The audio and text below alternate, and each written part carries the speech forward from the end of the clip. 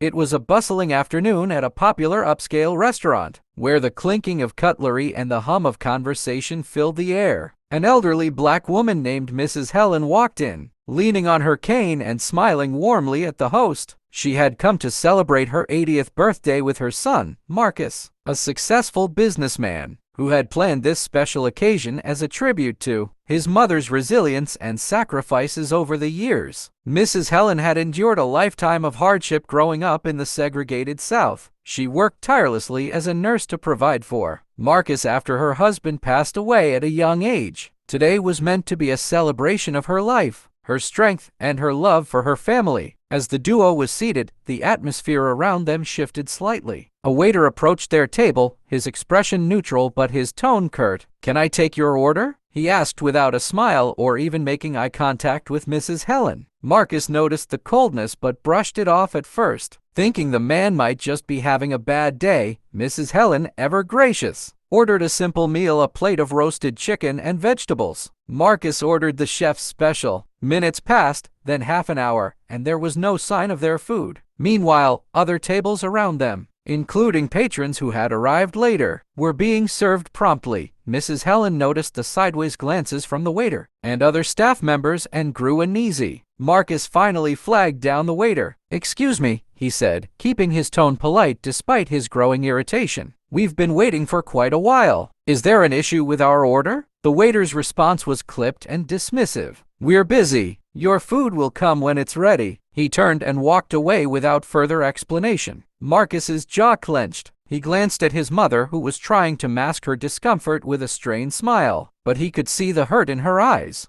Marcus wasn't the type to let things slide, especially when it came to his mother. He called the waiter back again, this time with a sharper tone. "Listen, I don't know what's going on, but we've been patient long enough. We've seen at least 3 tables that arrived after us get served. What's the problem?" The waiter hesitated for a moment, then glanced at Mrs. Helen before replying. His words came out slow and deliberate, dripping with condescension. "Maybe this isn't the kind of place for everyone." Marcus froze, the meaning of the statement hanging in the air like a slap to the face. Mrs. Helen's eyes dropped to her lap, and Marcus could see her shoulders sink as though she was trying to make herself smaller. But Marcus wasn't about to let this go. "I'm sorry," he said, standing up from his chair, his voice calm but laced with anger. "What did you just say?" The waiter, realizing he might have gone too far but still unwilling to back down, shrugged. "Look, I'm just saying we have standards here. Maybe you and your guest would feel more comfortable somewhere else." The restaurant had grown quieter as nearby patrons began to pick up on the tension. Mrs. Helen, her voice barely above a whisper, touched Marcus's arm. "It's okay, son. Let's just leave." But Marcus wasn't going anywhere. He leaned in closer to the waiter, his voice now firm enough to command the attention of the entire room. "You think you can disrespect my mother? A woman who has worked harder in her life than you ever will. A woman who raised her son to become the man standing in front of you. You don't know who you're talking to." The waiter smirked. "And who are you supposed to be? Some kind of big shot?" Marcus reached into his jacket pocket and pulled out a sleek business card. He placed it on the table with a deliberate motion, his eyes locked on the waiter. The card read, "Marcus Grant, CEO, Grant Enterprises." The waiter's face paled instantly. The name was well known, especially in this city. Marcus Grant was a self-made millionaire, the owner of several successful businesses, and a major philanthropist. If Marcus spoke out about this incident, it could mean a world of trouble for the restaurant and its staff.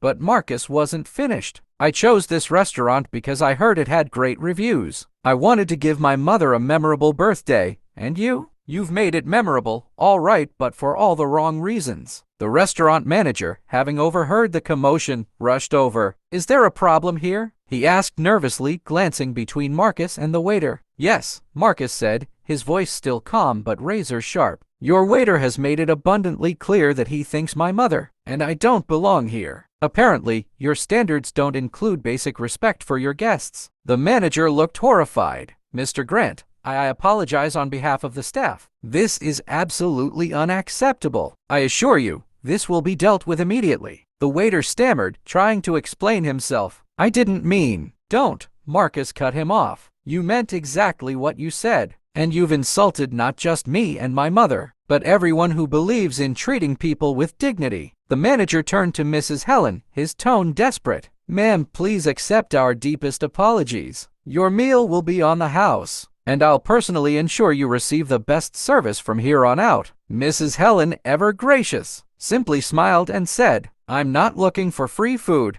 I'm looking for respect." The silence in the restaurant was deafening as Mrs. Helen's words hung in the air. Even the other diners, many of whom had been quietly observing the situation, seemed to nod in agreement. Marcus stood tall, his gaze never leaving the waiter, who now looked completely mortified. The manager, eager to salvage the situation, gestured to another staff member. "Bring out their meals immediately," he barked. Then, turning back to Mrs. Helen, he said, "I assure you, ma'am, this behavior is not reflective of our values. This waiter will be dealt with. Please don't judge us based on his poor judgment."